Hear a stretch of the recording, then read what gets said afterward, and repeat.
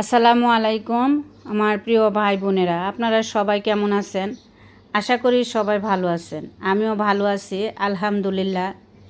তো প্রতিদিনের মতো আজও একটা ভিডিও নিয়ে আপনাদের সামনে হাজির হলাম।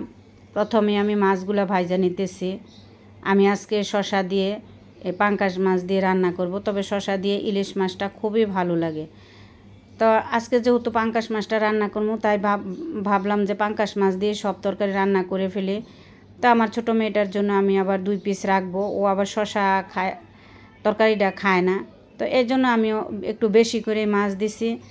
শসার তরকারিও রান্না করব, আবার মাছও ভাজিও রাখবো ওর জন্য। তবে রান্না করতে করতে আপনাদের সাথে আমি একটা দুঃখের কথা বলি, কষ্টের কথা বলি। আমার অনেক কষ্ট লাগছে যে আমার বোনেরা কে এই কাজটা করছেন আমি জানি না, তবে আমি না জানলে কি বা আল্লাহ পাক তো ঠিকই দেখছে।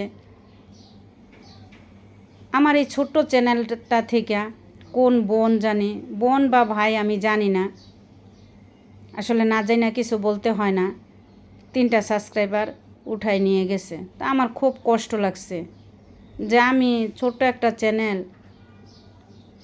এইখান থেকেও সাবস্ক্রাইবার উঠাই নিয়ে যায়। তা আমার খুবই কষ্ট লাগছে।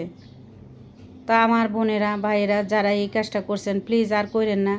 আমার ছোট চ্যানেল, আমার কি অনেক বড় চ্যানেল? আর বড় হোক ছোট হোক, বড়রা তো আমরা যারা ছোট যেভাবে কষ্ট করতেছি, তারাও এই কষ্ট করে করেই বড় হয়েছে। যদি মন চায় আপনারা আমাকে বন্ধু বানায়েন না, কিন্তু বানাইয়া নিয়ে যায় না, এটা অনেক কষ্টের। আর আমি যতগুলো আমার বন্ধু আছে সবার ভিডিওগুলো আমি পুরাটা ভিডিও দেখি, ধৈর্য ধরে দেখি, কারণ আমি মনে করি সবার ভিডিও থেকে কিছু না কিছু শিখার আছে, শিখার শেষ নাই। তো এই এখন আমি যে আপনাদের সাথে কথা বলতে বলতে আমার শসার তরকারিটা হয়ে গেছে, ওইদিকে মাছও ভাজি হয়ে গেছে। আমি এখন ছুরি শুটকি ভুনা করব। এই জন্য এই যে প্রথমে আমি রসুনটা ভালো করে ভাইজা লাল করে পেঁয়াজ দিয়ে যে ওই পাশের চুলায় বসায় রেখা এই পাশে আমি শুটকিটা ভালো করে লাল করে ভাইজা নিব। এভাবে শুটকি ভুনাটা খায় দেখবেন, খুবই ভালো লাগবে। আমার কাছে তো খুবই ভালো লাগছে। আমি শুধু শুটকি দিয়েই খাইছি, মানে অন্য তরকারি আর আমার নিতে মন চায় নাই যে অন্য তরকারি দিয়ে খাবো। আমি শুধু এই শুটকি দিয়েই বেশিরভাগ খেয়ে ফেলছি।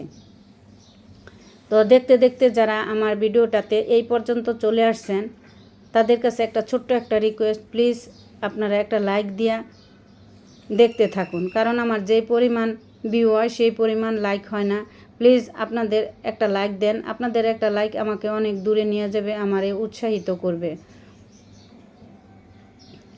তা আমার ভিডিওটা যে যেখান থেকে দেখতেছেন, ছোট বড় কাছে এবং দূরে, সবাইকে জানাই আমার অন্তরের অন্তঃস্থল থেকে অফুরন্ত ভালোবাসা। আর আমি যদি আমার এই ভিডিওতে কোনো কথায় বা কাজে আপনাদের মনে কষ্ট লেগে থাকে, তাহলে ক্ষমার দৃষ্টিতে দেখবেন। আর যদি বেশি ভালো লাগে, তাহলে আমার ভিডিওটা সাবস্ক্রাইব করে পাশে থাকা বেল আইকনটা অন করে দিবেন, তাহলে ভিডিও ছাড়া মাত্রই আপনাদের কাছে পৌঁছে যাবে। এই যে দেখেন রান্নাবান্না শেষ করে খাইতে আসছি। তো খাওয়ার পরে আমি বয়সটা দিতেছি। শুটকিটা এত মজা হয়েছে যে আমি মাছ ভাজিটা আর খাইতে পারলাম না, মাছ ভাজিটা আমি রাইখা দিছি। তো আজকের মতো এখানে বিদায় নিলাম। আল্লাহ হাফেজ।